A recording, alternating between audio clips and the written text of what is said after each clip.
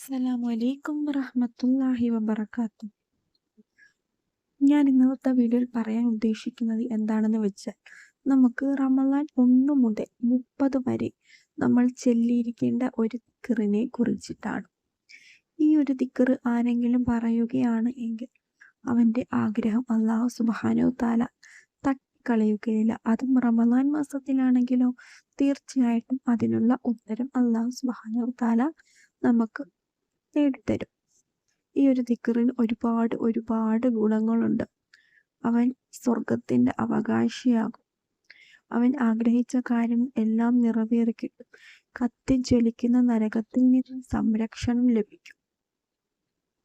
അങ്ങനെ ഒരുപാട് പ്രതിഫലം ലഭിക്കുന്ന ഒരു ദിക്റാണിത്. ഇതിൽ കൂടുതൽ നമുക്ക് എന്ത് വേണം ഇല്ലേ? ഇത്രയും കത്തിജ്വലിക്കുന്ന നരകത്തിൽ നിന്നൊക്കെ നമുക്ക് സംരക്ഷണവും നമ്മൾ സ്വർഗത്തിൻ്റെ അവകാശിയുമാകും. ഇതിൽ കൂടുതൽ നമുക്ക് ഒരു ആവശ്യവും ഇല്ലേ?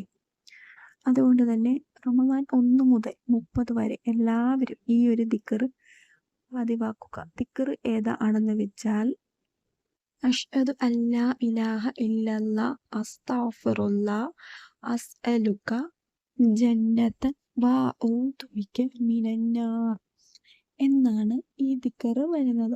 ഈ ദിക്ർ റമളാൻ 1 മുതൽ 30 വരെ എല്ലാവരും പതിവാക്കുക.